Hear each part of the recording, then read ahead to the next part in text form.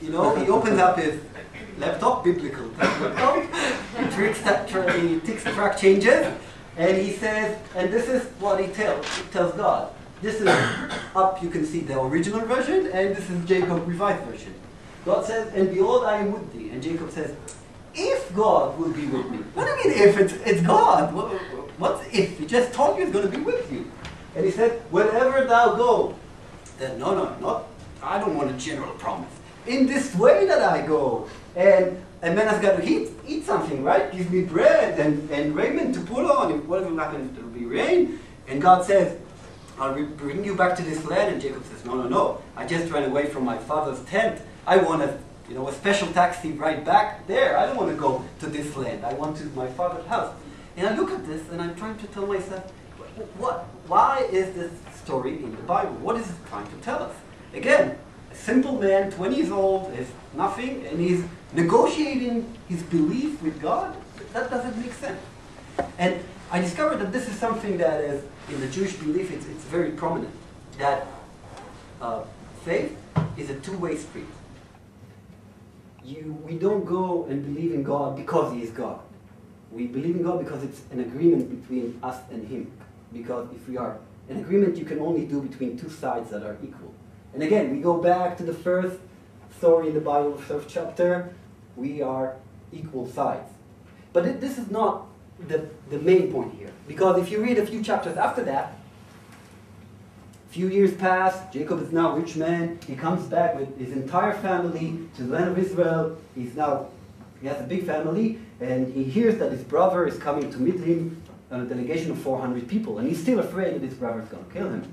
And he prays to God, deliver me, I pray thee, from the hand of my brother. And thou said that I will surely do good and make thy seed. Basically coming after, making saying, God, this is what you promised. And I'm telling myself, why does the Bible show Jacob, which is one of the forefathers of the Jewish nation, like a crybaby? God, you promised me, you're going to save me. It doesn't make sense. And what I think is that the Bible puts this in, to show that he could have done that. Because if it's a deal between two equals, then it's, he kept his part. So it's okay to ask from God to keep his part as well. Because the fact that we have power, that we are divine, that we are equal to God, gives us this power. And if we have this power, then we are responsible. We need to keep our part, because it's a two-way street, right? It's an agreement. So it's not only that you have to believe, but this belief makes you responsible, because if belief is an agreement, it gives you something to be responsible. And we all know that this power of divinity, this power that we have as human beings, is power that is used to do wrong. Because we all know, this is the philosopher Lord Acton who said power corrupts, absolute power corrupts absolutely. And we see that every day, that people use the power that they have as human beings for bad. Now, I like, maybe not as good as a philosopher, but in this case somebody who says a better idea. Spider-Man says, with great power comes great responsibility. And if we agree that we are divine and we are in the likeness of God, then we have a responsibility of how we act and what we do with that power. Third story about an oven. Now, this is not a story from the Bible, it's a story from the Talmud, which is a book of basically scholars of the Jewish tradition over the years, put all kinds of interpretations and legends into this book that is very holy to the Jewish people as well. And the story goes basically like this. There was an oven, and there were rabbis, which are basically like the priests of the Jewish religion, and they were arguing if this oven is holy or not, if it's kosher or not. And most of the rabbis said it's not, and one rabbi, Rabbi Eliezer, said this is a holy oven. And the rabbis told him, no, it's not. And then he said, you know what? If I am right, Rabbi Eliezer said, then the tree outside, it will fall.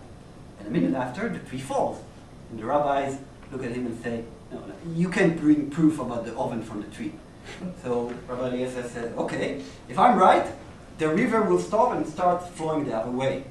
And a minute after, that happens. And the rabbis say, no, you can be proved from the river. And Rabbi Eliezer is getting angry. He said, you know what? If I'm right, the walls of this house that we're standing in are going to fall. And a minute after, the walls fall. And still the rabbis are not convinced. So this is where Rabbi Eliezer is a Jewish guy who wants to be right. So he takes out the big gun. He said, you know what? If I'm right, heaven will prove. And then the legend says that a bat kol, which is, this is how Wikipedia defined a bat kol, it's the heavenly voice of God, comes out of the sky and says, you know what? Rabbi Eliezer is right. You know, what more proof can you have? And the rabbis look at Rabbi Eliezer and tell him, no, we're still not convinced. What? Yeah, we're still not convinced. Why? And they tell him, Lo b'shamayim. It is not for the heaven. And this is something that is, this is the basic belief of the Jewish religion, that they believe that, the Bible and all the books and stories came from God, but the minute we got them, we are responsible to make the interpretations. There is no more room for divine intervention in our life. We are the ones who are responsible to make the rules. And I really like this story because, our life is about making our own rules. And if we are responsible and we have the power and we make the right rules, then we can make a tremendous effect on the world and our lives. Now, these are 3 stories, and I thought long and hard about what my takeaways, what the takeaways that I want you to take from my little talk here will be. And I could have gone with the very, very obvious things about the 3 things I talked about, right? That we have free will and we have power and we need to stand up to God, even if we need to stand up for wrongs, even if it's in the name of God. And that we are responsible, and with great power comes great responsibility, and about our responsibility as humankind, and that we make our own rules, like this one. We make our own rules, right? Because nobody's going to tell us we have a responsibility now to make our rules. But these are my interpretations, and you don't have to agree with them, and that's okay. And I'd be happy to talk about them and argue about them, and that's what we do. But what I really want you to take is that I'm sure that each and every one of you, and this evening is about diversity, comes from a different culture, from a different country, which has stories like that, which has stories that talk about what is our culture and why we are like what we are. And maybe you haven't touched them, and maybe you haven't read them, and maybe you don't agree with them. But I urge you to go out and read them and ask yourself, what does that say to me in this world, in this day, even though this story was written 1,000 or more years ago, and because that's the wisdom that survived. Just like we can learn from the story of Troy, we can learn from all those cultures.